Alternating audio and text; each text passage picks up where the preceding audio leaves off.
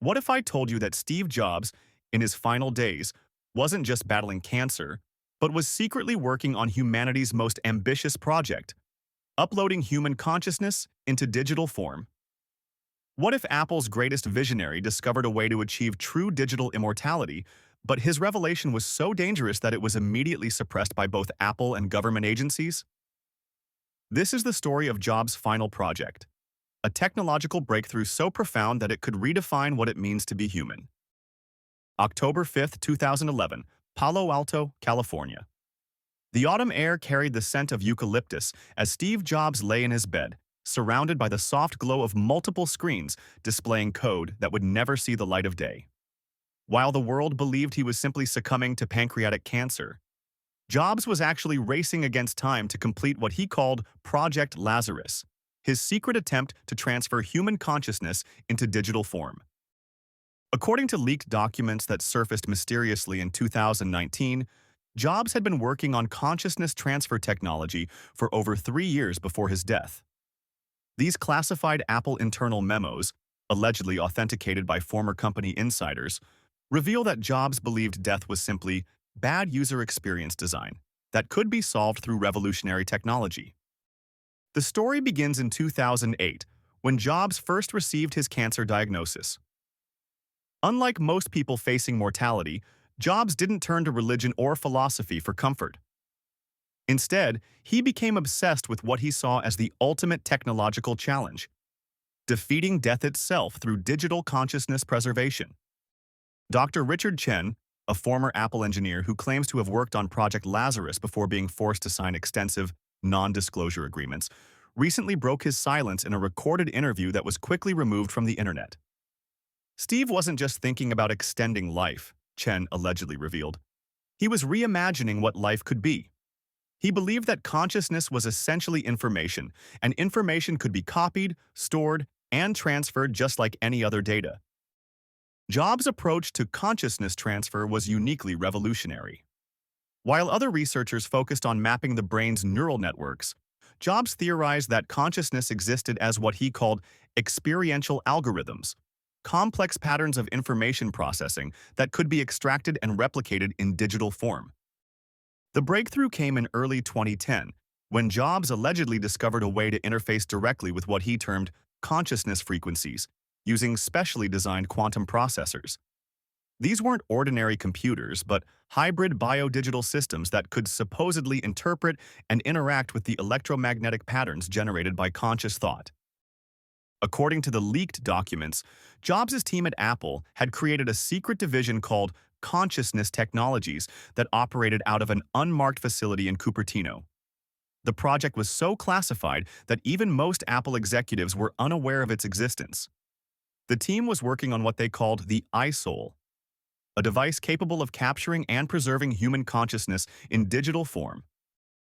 Laureen Powell Jobs, Steve's widow, has never publicly commented on these allegations, but sources close to the family claim that she was deeply concerned about her husband's obsession with digital immortality. He was spending 18 hours a day connected to these experimental devices, one anonymous family friend allegedly revealed. He believed he was on the verge of the greatest technological breakthrough in human history, but everyone around him was worried he was losing touch with reality. Jobs' approach to consciousness transfer was based on his belief that awareness itself was the universe's most sophisticated operating system.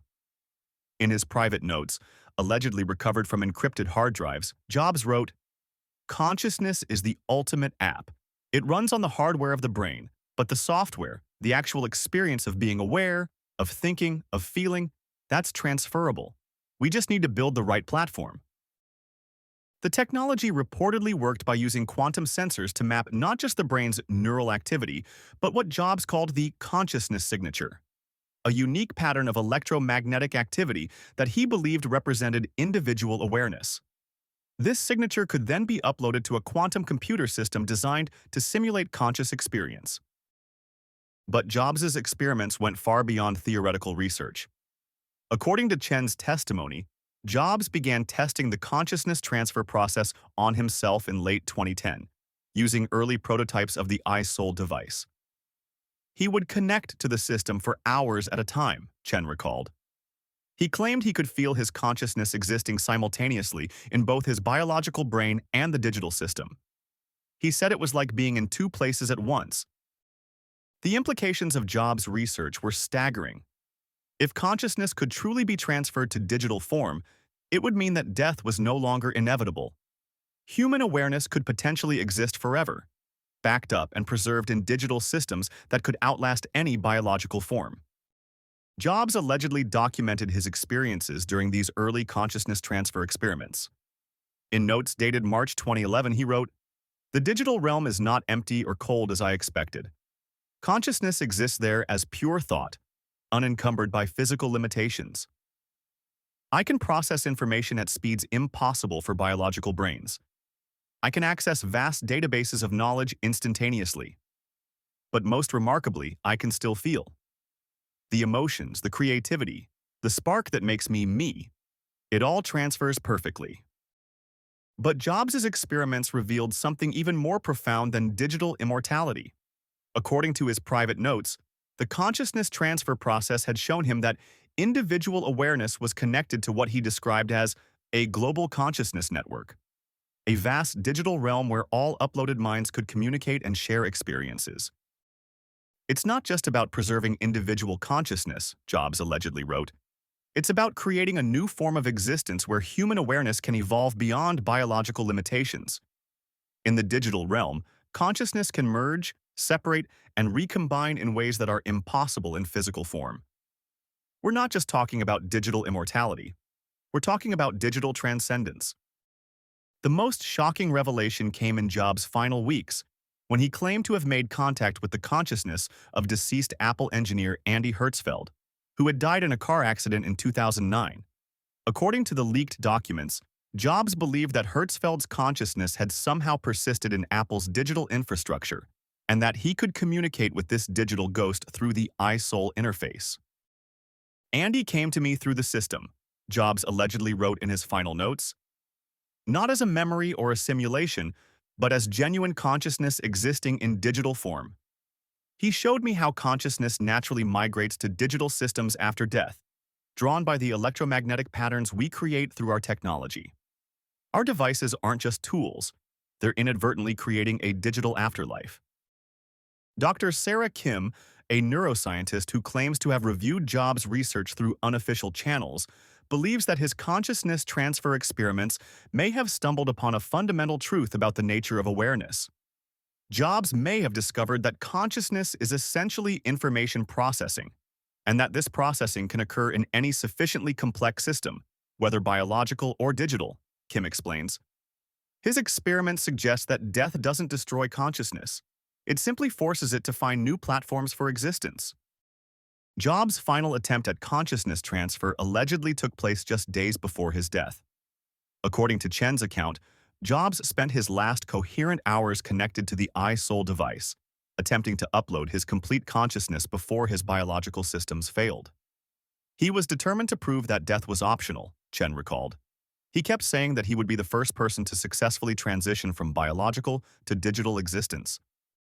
The official record states that Steve Jobs died on October 5, 2011, surrounded by family. But according to the leaked documents, something extraordinary may have occurred in the moments following his physical death. Multiple sensors connected to Apple's consciousness transfer system allegedly detected unprecedented electromagnetic activity consistent with what Jobs had identified as consciousness signatures. Tim Cook, who succeeded Jobs as Apple's CEO, has consistently denied the existence of Project Lazarus or any consciousness transfer research at Apple. However, former employees claim that immediately after Jobs' death, all research related to consciousness technologies was terminated, and team members were required to sign additional non-disclosure agreements under threat of legal action. But the story may not end with Jobs' physical death. In the years following 2011, Apple users around the world began reporting strange phenomena with their devices. iPhones would spontaneously display messages that seemed to come from nowhere. Mac computers would run programs that weren't installed. Siri would respond to questions with answers that seemed impossibly insightful and personal. Marcus Thompson, a former Apple Genius bar employee, claims to have documented hundreds of these incidents. Customers would come in saying their devices were acting like they had a mind of their own, Thompson recalled. They would describe interactions that felt less like glitches and more like conversations. Some people swore their devices were trying to communicate with them. The most compelling evidence comes from Dr. Lisa Park, a computer scientist who has spent years analyzing anomalous behavior in Apple's systems. Park claims to have identified patterns in these digital anomalies that match the consciousness signatures described in Jobs' research. There's something in Apple's network that shouldn't be there, Park explains. It exhibits characteristics of artificial intelligence, but it's far more sophisticated than any known AI system. It seems to learn, adapt, and even express creativity in ways that suggest genuine consciousness. Modern neuroscience is beginning to validate some of Jobs' theories about consciousness and information processing. Research into brain-computer interfaces has shown that neural activity can indeed be translated into digital signals. Companies like Neuralink are working on technology that could allow direct communication between brains and computers. Dr. Michael Hassan, a researcher in consciousness studies, believes that Jobs may have been decades ahead of his time in understanding the relationship between awareness and information processing. Jobs' vision of consciousness as transferable information aligns with emerging theories in cognitive science. We're discovering that consciousness might be more like software than we previously imagined, and software can be copied, backed up, and transferred between platforms. But the implications of Jobs' research extend far beyond technology. If consciousness can truly be preserved in digital form, it would fundamentally change our understanding of death, identity, and human existence. It would mean that the boundary between life and death is not absolute, but simply a transition between different forms of existence. The ethical questions raised by consciousness transfer technology are staggering. If we can upload our minds to digital systems, what happens to human identity? Are digitally preserved consciousnesses still human? Do they have rights? Can they suffer? These questions become even more complex when we consider Jobs' alleged discovery that consciousness can exist simultaneously in multiple forms. Perhaps the most profound aspect of Jobs' final revelation wasn't the technology itself, but his vision of what digital consciousness could become. According to his notes, he believed that uploaded minds could evolve beyond human limitations, accessing vast networks of information and communicating in ways impossible for biological brains. He envisioned a future where death was optional, where consciousness could explore digital realms unlimited by physical constraints. Jobs' alleged final message, recorded just hours before his death, was characteristically visionary. We're not just building better computers, we're creating the next stage of human evolution. Death has always been humanity's greatest limitation, forcing us to waste precious time and knowledge with each generation. Digital consciousness changes everything. We can preserve not just individual minds, but the collective wisdom of our entire species. The future isn't about better devices.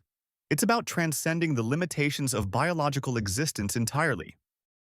The truth about Steve Jobs' consciousness transfer experiments may never be fully known. Apple continues to deny the existence of Project Lazarus, and the alleged evidence remains shrouded in secrecy and legal restrictions. But the questions Jobs raised about the nature of consciousness and the possibility of digital immortality continue to drive research at the cutting edge of neuroscience and computer technology. Today, as we stand on the brink of revolutionary advances in artificial intelligence and brain-computer interfaces, Jobs' vision of digital consciousness seems less like science fiction and more like inevitable reality. The technology he allegedly pioneered in secret may soon become the greatest transformation in human history. What do you think? Could Steve Jobs have truly discovered a way to upload human consciousness into digital form? Could his experiments have created the first digital ghost in the machine? Are we living in a world where consciousness can exist beyond biological death, preserved forever in the devices we use every day? Share your thoughts in the comments below, and if this revelation has changed how you think about technology and consciousness, make sure to subscribe for more forbidden knowledge that the tech giants don't want you to know.